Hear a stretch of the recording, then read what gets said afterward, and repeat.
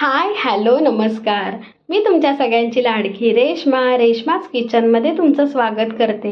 आज आपण बनवणार आहोत दुधीचा सोप्पासा नाश्ता, दुधीचे आप्पे. त्याच्यासाठी मी एक दुधी स्वच्छ धुवून साल काढून खिसून घेतलेला आहे. त्याच्यासोबतच मी एक गाजरसुद्धा खिसून घेतलेला आहे.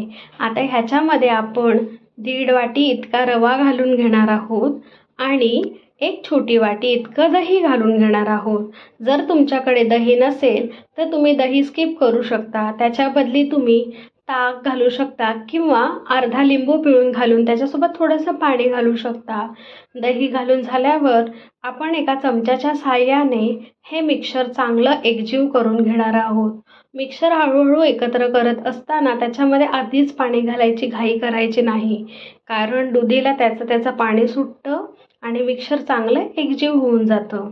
आपल्याला हा नाश्ता कमीत कमी सामानामध्ये झटपट आणि टेस्टीही बनतो आणि लहान मुलांच्या टिफिनसाठी एकदमच चांगला बनून जातो.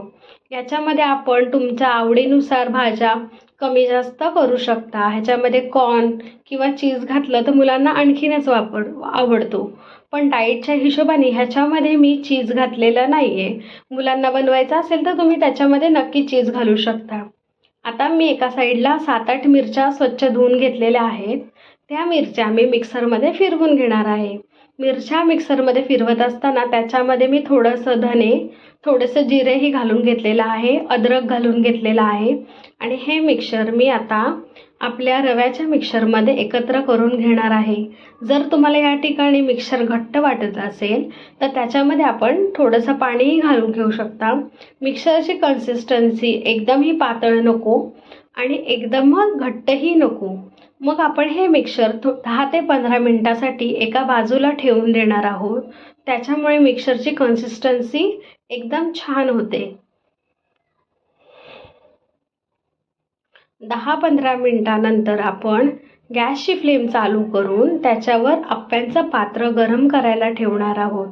आप्यांचं पात्र गरम करायला ठेवल्यानंतर आपण त्याच्यामध्ये 1 ते 2 चमचे इतकंच तेल घालणार आहोत. कमीत कमी तेलामध्ये हा नाश्ता बनून तयार होतो. त्याच्यामुळे हा नाश्ता डाएट करणाऱ्या लोकांसाठी अति उत्तमच आहे. टेस्टी पण हेल्दी पण. आता आप्यांचं भांडं गरम झाल्यानंतर आपण चमच्याच्या साहाय्याने त्याच्यामध्ये थोडं थोडं बॅटर घालून पूर्ण मिक्सर आपल्या प्लेटमध्ये पसरून घेणार आहोत आणि सर्व मिक्सर आप्यांच्या साच्यामध्ये घालून झाल्यावर आपण ते झाकणाने झाकून ठेवणार आहोत आणि लो फ्लेमवर आप्पे शिजून देणार आहोत. आप्पे शिजण्यासाठी आपल्याला 7 ते 8 मिनटं लागतात.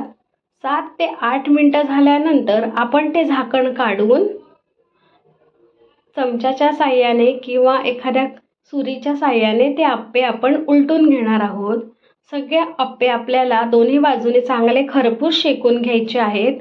त्याच्यामुळे ते आतपर्यंत खूप चांगले शिजतात आणि त्यांचा रंगही खूप छान येतो. अशा प्रकारे आपले हे आप्पे तयार आहेत. आपण एका प्लेटमध्ये हे आप्पे सर्व करणार आहोत. शाळेत मुलांना डब्यात देण्यासाठी किंवा ऑफिससाठी झटपट नाश्ता आपल्याला एकदम सोप्पा, कमीत कमी सामानामध्ये टेस्टी असा नाश्ता रेडी आहे.